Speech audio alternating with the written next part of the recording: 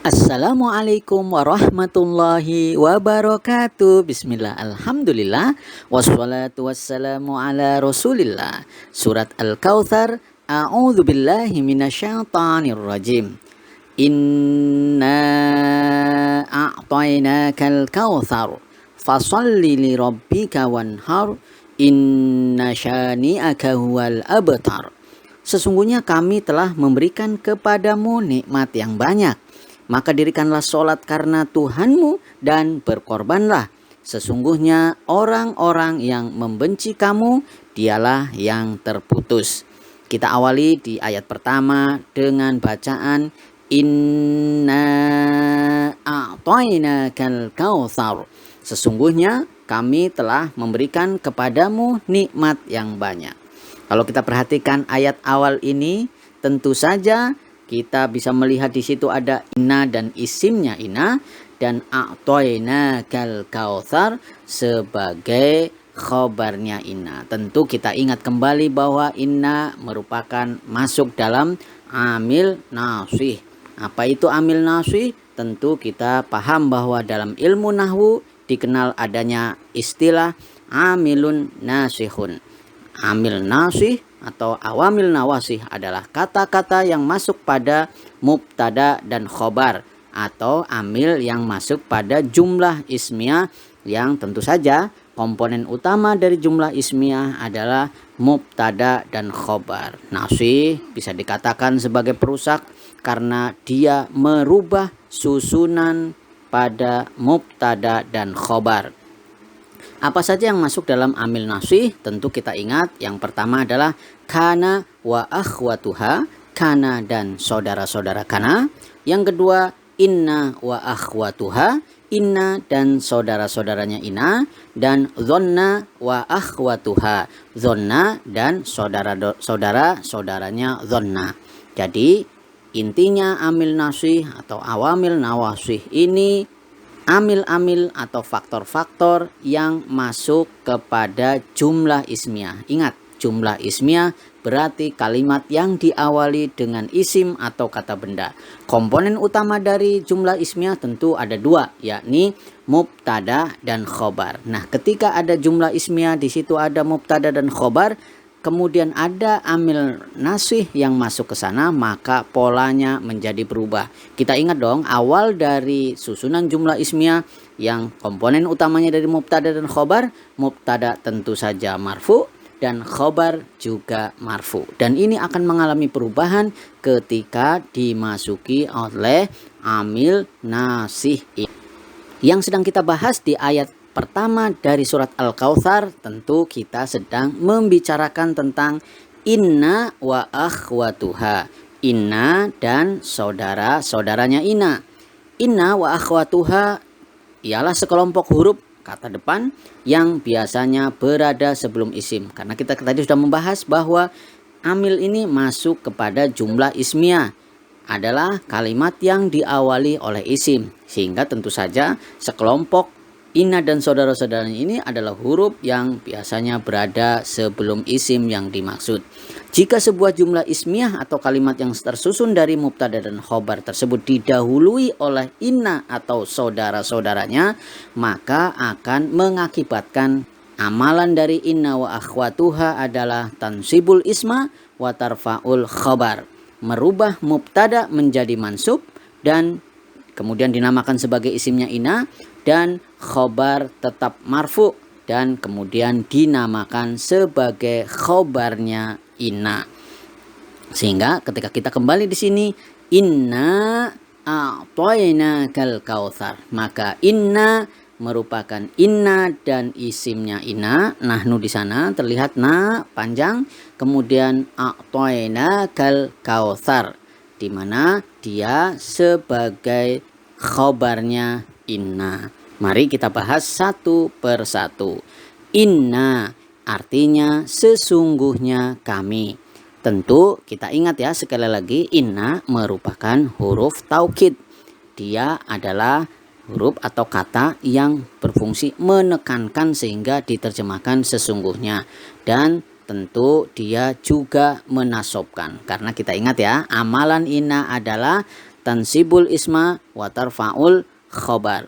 Dia menasobkan isimnya dan merofakan khobarnya, sehingga inna di situ yang merupakan inna dan isimnya, karena awalnya atau aslinya adalah innana. Jadi inna ini aslinya adalah innana, di mana na merupakan dhamir muttasil mabni ala sukun, tetapnya atas sukun, fi mahalli nasbin, mahalnya adalah nasab. Karena apa? Dia sebagai isimnya inna.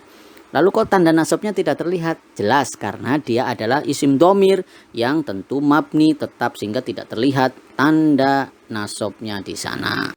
Yang berikutnya adalah a'toinaka, kami telah memberikan kepadamu. Ini memang terdiri, a'toinaka ini terdiri dari beberapa kata penyusunnya. Terdiri dari a'toina dan ka. A'toina merupakan fi'il madhi mabni atas sukun, tetapnya atas sukun di sana, terlihat di atas huruf ya itu adalah sukun. Kenapa? Karena bertemu dengan dhamir rofa mutaharrik, di mana dhomirnya adalah na di sana sebagai dhamir mutasil mabni atas sukun, mabniu ala sukun, mabni tetapnya atas sukun di sana, fi mahalli rof'in, mahalnya adalah rofa karena dia sebagai fa'il atau pelakunya. Jadi a'toina ini merupakan susunan fi'il fa'il, di mana a'to merupakan fi'il madhi mabni atas sukun karena bertemu dengan dhamir rofa mutaharik berupa na di sana yang kita pahami sebagai nahnu, yang diterjemahkan dengan kami, dan na di situ sekali lagi sebagai fa'il. Mahalnya tentu saja marfu, tetapi tanda rofanya tidak terlihat. Kenapa? Karena dia adalah isim dhamir yang tentu saja dia tetap tidak terlihat. Sedangkan ka di sana al-kaf yang kita baca ka merupakan dhamir, ya, dhamir mutasil mabni alal fathi, tetapnya atas fathah, fi mahalli nasbin, mahalnya adalah nasab. Jadi ka ini adalah mahalnya nasab karena dia sebagai maf'ul bih atau objek. Kalau kita perhatikan sebagaimana yang tadi sudah dibahas bahwa a'toina merupakan fi'il madhi mabni atas sukun karena bertemu dengan dhamir rofa mutaharik berupa na di sana, yang kemudian kita ingat bahwa ini adalah berkaitan dengan fa'il atau pelakunya adalah nahnu. Maka kita juga bisa mentasrif secara istilahi dan secara lughawi. Secara istilahi tentu kita bisa merunut dari fi'il madhi, fi'il mudhari, masdar, fa'il, maf'ul, fi'il amr maupun fi'il nahinya. Maka kita bisa mulai dari a'ta, yu'ti, i'ta'an, mu'tin, mu'ton, a'ti, la tu'ti.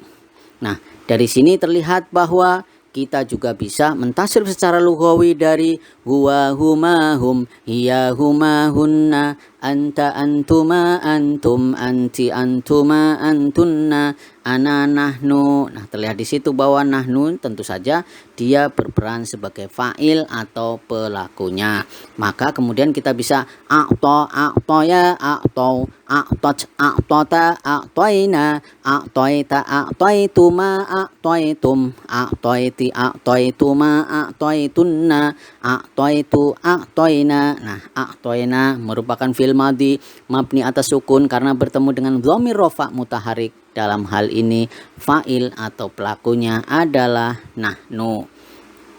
Berikutnya adalah al-kautsaro, artinya yang banyak.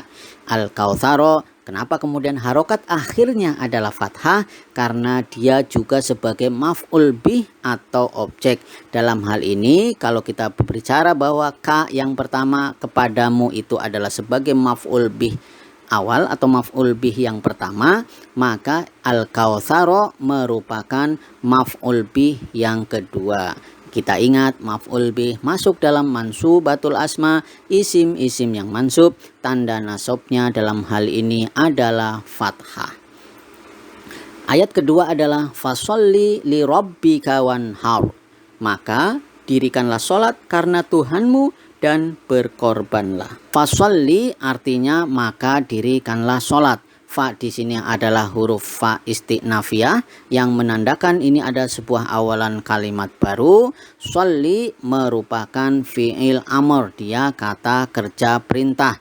Sedangkan fa'il atau pelakunya adalah dhamir mustatir, takdirnya adalah anta. Bagaimana kita bisa mengetahui takdirnya anta? Tentu kita bisa mentasrifnya. Karena kita ingat sholli merupakan fi'il amr yang ketika kita mentasrif secara istilahi dari fi'il madhi, fi'il mudhari, masdar, fa'il maf'ul, fi'il amr maupun fi'il nahyinya adalah shalla yusolli, sholatan, musallin, musallan, sholli, la tusolli. Dan ketika kita mentasrif secara lughawi, karena ini adalah fi'il amr, tentu yang berkaitan dengan dhamir yang mukhatab dari anta, antuma, antum, anti, antuma, antunna. Maka sholli, sholliya, shollu, sholli, sholliya, shollina. Maka terlihat di situ bahwa sholli merupakan fi'il amr dengan fa'il atau pelakunya dhamir mustatir, takdirnya adalah anta. Berikutnya adalah li rabbika, artinya untuk Tuhanmu. Kita ingat li rabbika ini adalah susunan jar majrur, terdiri dari li dan rabbika yang merupakan isim majrur karena diawali dengan li. Sedangkan kita ingat juga rabbika tentu saja ini adalah susunan idhofah atau tumpukan kata Tuhan. Tuhan siapa? Tuhan kamu. Bisa kita sampaikan li di sini adalah merupakan huruf jar yang tentu saja mabni atas kasroh di sana, tetapnya atas kasroh. Sedangkan Robbi merupakan isim yang majrur karena sekali lagi dia didahului oleh huruf jar, dalam hal ini adalah li, sehingga kenapa harokat akhirnya adalah kasroh Robbi. Sedangkan kaf di sana merupakan dhamir mutasil mabni atas fathah di sana fi mahalli jar. Mahalnya adalah jar sebagai mudhofun ilaih karena mudhofnya adalah Robbi, sedangkan mudhofun ilaihnya adalah al-kaf di sana. Berikutnya adalah wanhar. Wanhar artinya dan berkorbanlah. Wa di sini tentu wawu atof. Ingat ya, ketika ada wawu atof tentu dia menghubungkan isim dengan isim atau menghubungkan fi'il dengan fi'il. Jadi wa di sini adalah wawu atof, kemudian bertemu dengan fi'il amr mabni atas sukun, tetapnya atas sukun, fi'il amr atau kata kerja perintah, dan fa'il atau pelakunya adalah dhamir mustatir, takdirnya adalah anta. Perhatikan maka inhar merupakan fi'il amr, dia kata kerja perintah ya. Wanhar aslinya adalah wanhar, tetapi ada hamzah di sana adalah hamzah wasol, sehingga ketika digabung dengan wa menjadi hamzah wasolnya tidak terbaca menjadi wanhar. Tetapi ketika tidak ada yang menghubungkan maka fi'il amrnya adalah inhar. Dan ketika kita mentasrif secara istilahi dari fi'il madhi, fi'il mudhari, masdar, fa'il maf'ul, fi'il amr maupun fi'il nahyinya adalah naharo yanharu nahron, nahirun manhurun, inhar la tanhar. Dan ketika kita mentasrif secara lughawi tentu sekali lagi karena kita berbicara tentang fi'il amr, tentu domir atau pelaku yang terlibat di sana adalah yang hadir atau yang menanggapi proses yang terjadi. Bisa dikatakan sebagai orang atau pihak-pihak yang terlibat dalam perintah atau pembicaraan itu. Maka dari anta, antuma, antum, anti, antuma, antunna, inhar, inharo, inharu, inhari, inharo, inharuna, terlihat di situ inhar merupakan fi'il amr dengan fa'il atau pelaku yang melaksanakan adalah anta atau kamu. Berikutnya adalah inna syani'aka huwal abtar. Sesungguhnya orang-orang yang membenci kamu dialah yang terputus. Kita tadi sudah menyampaikan ada inna a'tainakal kautsar. Maka di sini juga kita bertemu kembali dengan amil nasih yakni inna. Ini adalah inna dan isimnya inna yang kebetulan isimnya inna itu merupakan susunan idhofah yakni terdiri dari mudhof, syani'a dan al-kaf di sana sebagai mudhofun ilaih. Sedangkan khobarnya inna kebetulan adalah ghairu mufrad, terdiri dari lebih dari satu kata. Dalam hal ini khobarnya inna merupakan susunan jumlah ismiyah yang terdiri dari khobar dan mubtada, yakni huwal abtar. Jadi kita bisa sampaikan ya, terlihat jelas di situ ketika kita berbicara tentang inna dan saudara-saudaranya atau amil nasih apapun yang lain, maka kita dalam hal ini sedang membicarakan inna dan isimnya inna serta khobarnya inna. Kebetulan isimnya inna di sini adalah syibhul jumlah, dia seperti jumlah karena tersusun atas setidaknya minimal dua kata, yakni adalah susunan idhofah terdiri dari mudhof dan mudhofun ilaih. Yang kemudian kita juga paham khobarnya inna juga bukan merupakan susunan tunggal, dia ghairu mufrad, yakni merupakan susunan jumlah ismiyah yang terdiri dari khobar dan mubtada, huwa sebagai mubtada dan al-abtar sebagai khobar. Sekali lagi kita ingat, tansibul isma wa tarfa'ul khobar, merubah mubtada menjadi mansub yang kemudian dinamakan sebagai isimnya inna, dan sedangkan khobar tetap marfu dan dinamakan khobarnya inna. Karena ini adalah susunan jumlah ismiyah, dalam hal ini adalah huwal abtar, tentu tanda rofaknya tidak terlihat di sana, mahalnya saja karena ini kan susunan jumlah ismiyah. Maka pada kesempatan kali ini juga kita ingin coba mengetahui sedikit lebih dalam terkait inna dan saudara-saudaranya. Inna wa akhwatuha, inna dan saudara-saudaranya itu terdiri, jadi selain inna itu ada anna, ada ka'anna, lakinna, laita, dan la'alla. Inna dan anna merupakan taukid, dia mengukuhkan atau penguat kata. Sedangkan ketika kita bertemu dengan ka'anna, maka ini artinya tasbih. Maka kita bisa memaknai sebagai tasbih atau menyerupai. Sedangkan ketika kita bertemu dengan lakinna, merupakan istidrok atau susulan, yakni menyusul ucapan yang kemudian dengan ucapan yang di belakangnya. Sedangkan laita ya merupakan tamanni, yaitu menginginkan sesuatu yang tidak dapat berhasil atau kecil kemungkinannya untuk bisa diraih. Sedangkan ketika kita menyampaikan la'alla artinya taroji dan tawakku, mengharap sesuatu yang baik yang barangkali berhasil dan potensi untuk menyapainya adalah cukup terbuka. Jadi kita kembali kepada ayat ini, inna artinya sesungguhnya, huruf taukid dan dia menasobkan.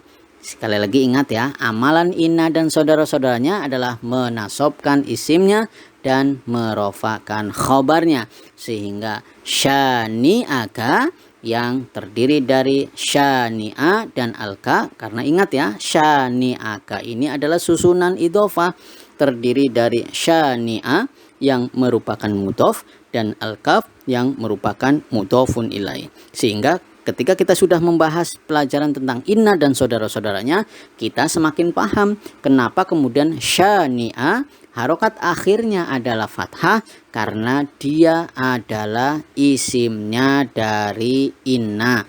Dan syani'a merupakan mudhof, sehingga al-kaf di sana merupakan mudhofun ilaih, mahalnya tentu jar sebagai mudhofun ilaih. Berikutnya adalah huwa. Huwa artinya dialah. Huwa tentu kita ingat ini adalah dhamir munfasil mabni alal fathi, tetapnya atas fathah di sana, fi mahalli raf'in, mahalnya adalah rofa karena sebagai mubtada. Ingat, susunan jumlah ismiyah itu setidaknya terdiri dari dua komponen utama, mubtada dan khobar. Dua-duanya adalah marfu. Tetapi karena ini adalah isim dhamir, tentu tanda rofaknya tidak terlihat di sana karena dia adalah isim yang tetap.